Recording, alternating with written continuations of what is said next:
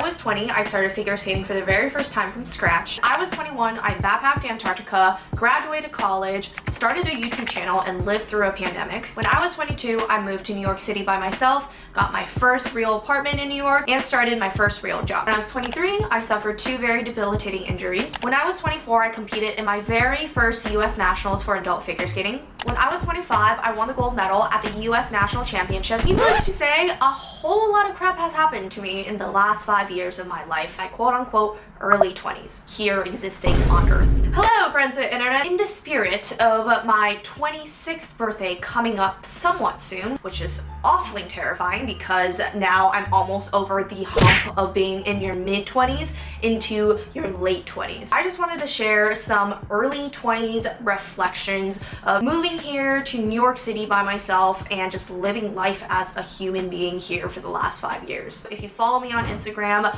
definitely appreciate it. I post a lot of skating stuff and other lifestyle stuff on there, so feel free to check that out. Just within half a decade, I've changed and grown a lot as a person. I certainly don't want to wait till I'm 30 to realize what I missed out on. I have 6 thoughts that I want to share with you, and let's jump right in. Reflection number 1. Just because you used to do something doesn't mean you can't do it again now. I think this is something in particular I hear a lot from new grads straight out of college. In college, I feel like it was very socially accepted and actually socially encouraged for people to pursue things outside of their academic studies, whether it be practicing a sport or whatever people are passionate about. However, as soon as we enter the quote-unquote real world, everyone seems to put these passions in a past tense. Everyone's like, you know, I used to be a runner, or I used to be a pianist. God, that word gets me every time. You say it a little too fast and all of a sudden it becomes not so safe for work, if you know what I mean. I'm here to tell you that not everything needs to be placed in a past tense. Just because you used to do something doesn't mean that you can't do it now. Maybe you took a break from something in a different part of your life or a different chapter of your life, and maybe now is the right time to reopen that box. I mentioned this in some of my other videos, but I used to be a former competitive volleyball player, and I played up to the point of my first year in college where I actually suffered a really bad hamstring injury, and I just actually never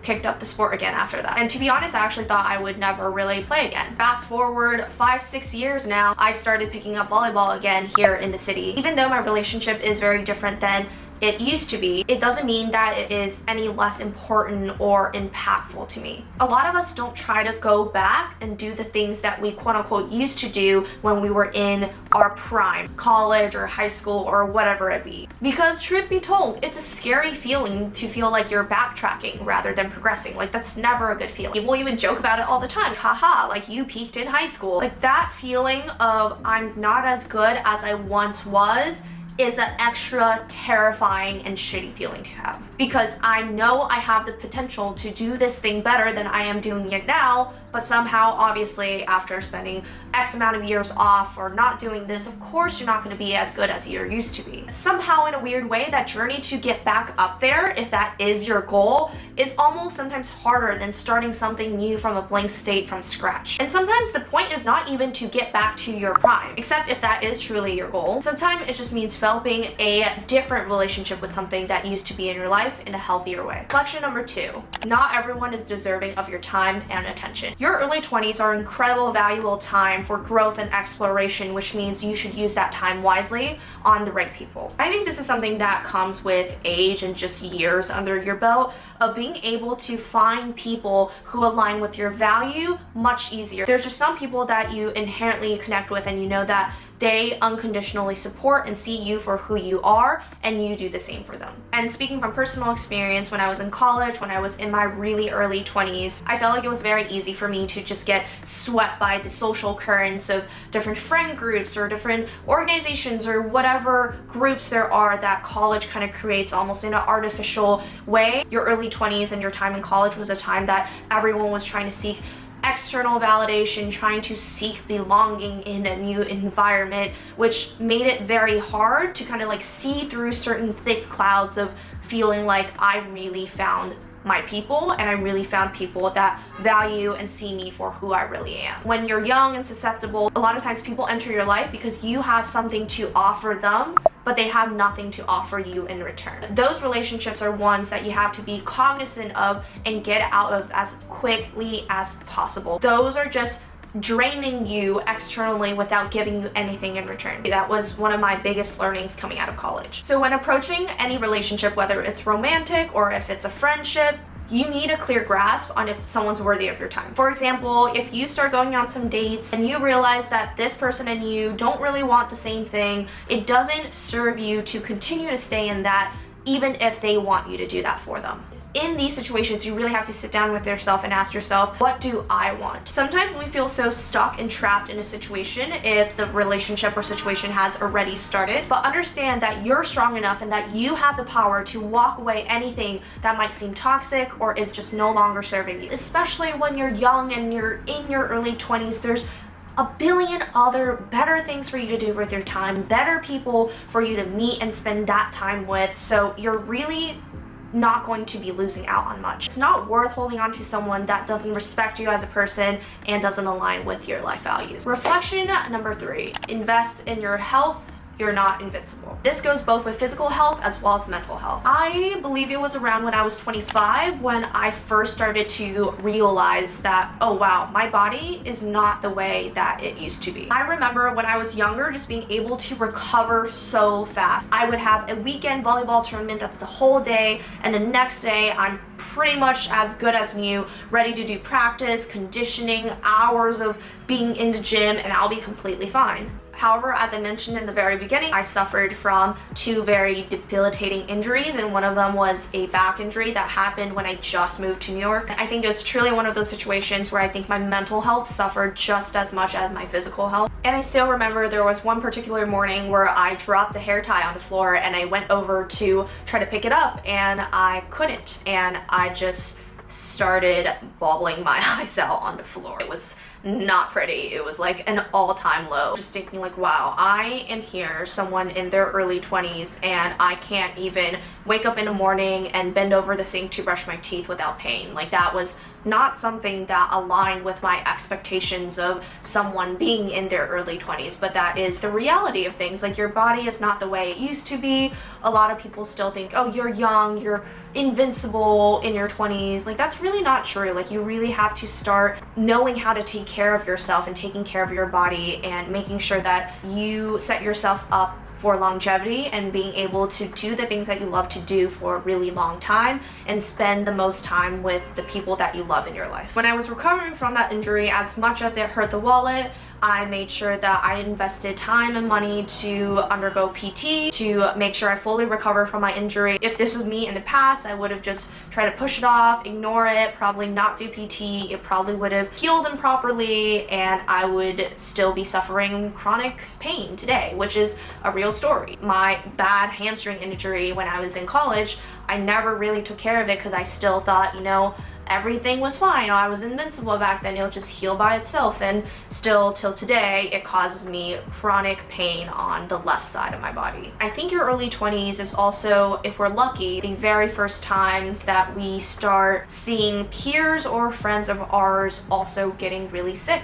And certainly that is the case for some of our older family members and loved ones. Though still thankfully quite infrequent, I did have some encounters and some scares of knowing people personally and friends that are close to me in my real life who started struggling with serious illnesses like battling cancer. A lot of that news really did shell shock me. As a society, I feel like we just don't expect young people to get sick. The scary truth is that people your age, my age, our age get sick every day. Those encounters really made me realize that it's important to prioritize health above all. And don't get me wrong, I fall into this trap too, because we think of our 20s as our golden year, our time to shine, our time to achieve our goals, dreams, and ambitions, and all these grand things. But sometimes in order to do that, we would sacrifice our own physical and mental health, whether it's the compounding stress from your job, the lack of sleep, poor diet, or back-to-back nights of going out. And yes, our early 20s is the time to experience new things and have fun,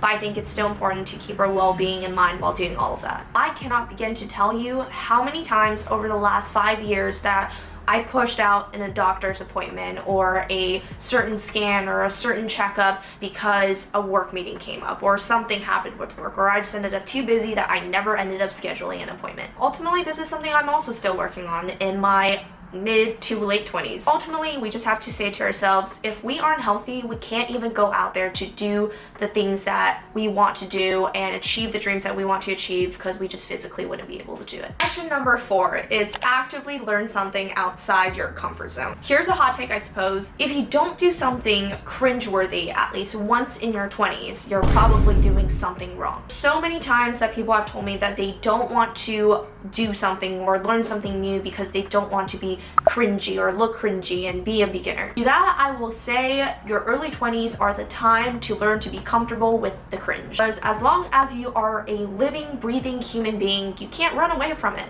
Everyone starts somewhere, and you can't go anywhere without beginning in the first place. Challenge yourself actively to choose something that you know you will not be good at is such an important experience to put yourself through, because that will expose you to so many different people, perspectives, ways of just living life that you would never have known before. When I started figure skating 5 years ago when I was 20 years old, I probably looked super cringy on the ice. And if I'm gonna be honest, like today, I still look cringy trying to learn new things and harder things on the ice. I just tell myself that that's okay. By putting myself in this challenging position in the first place, I have met countless incredible people, have encountered such great life stories and different types of people.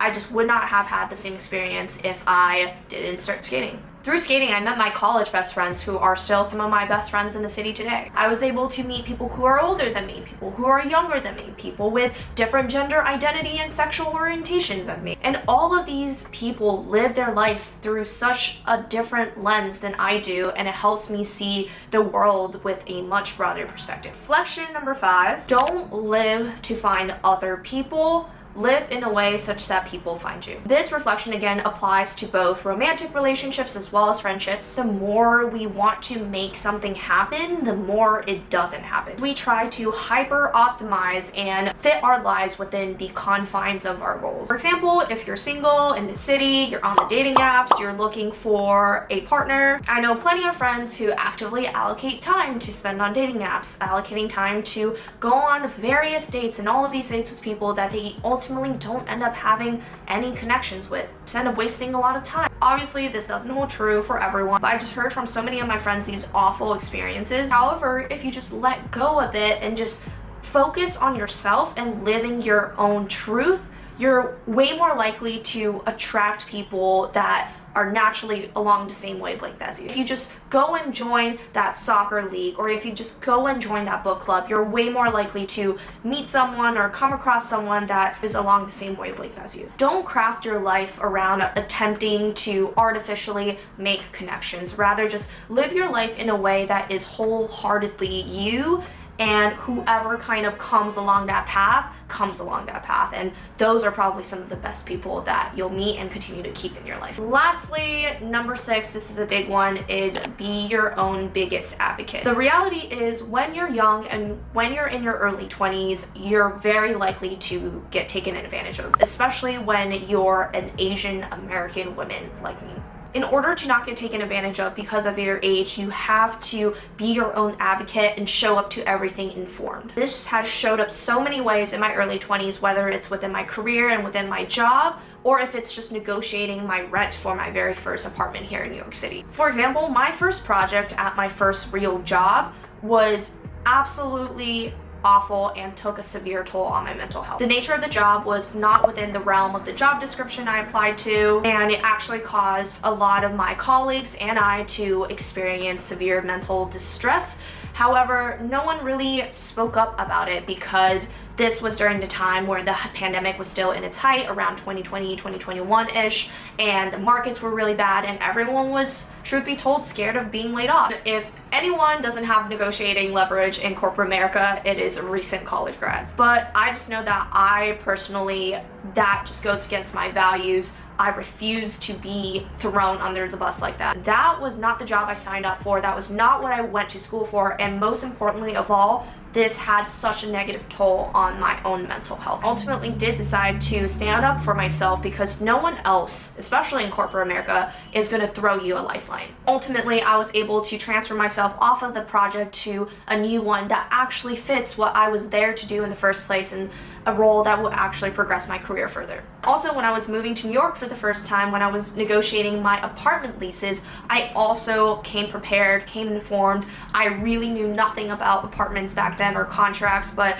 I made sure that I read up on it and stayed informed because I knew that a lot of brokers, a lot of, people in the leasing departments know that they can take advantage of younger people who just recently graduated and are moving into the city. A lot of times they might try to sneak in certain clauses or upcharge you for like an amenities fee. So I always came in prepared with the right information, asked the right questions to let them know that you cannot be taken advantage and that you're informed. So stay informed, stay educated, advocate for yourself, position yourself in a way such that you don't get taken advantage of.